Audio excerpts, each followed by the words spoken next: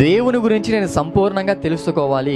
దేవుడు అంటే ఎలా ఉంటాడు, అసలు దేవుని యొక్క లక్షణాలు ఏంటి, అసలు దేవుడి గురించిన అవగాహన నాకు పూర్తిగా ఉండాలని బైబిల్ చదివిన వారు ఎందరు ఉన్నారు క్రైస్తవుల్లో?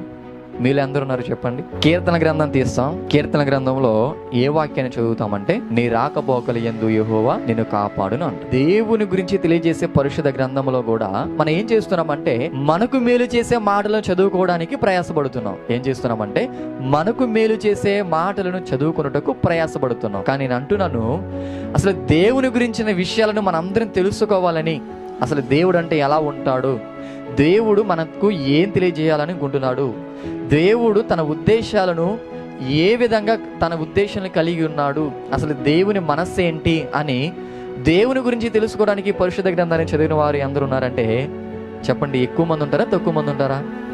ఖచ్చితంగా చెప్పవచ్చు, చాలా తక్కువ మందే ఉంటారు.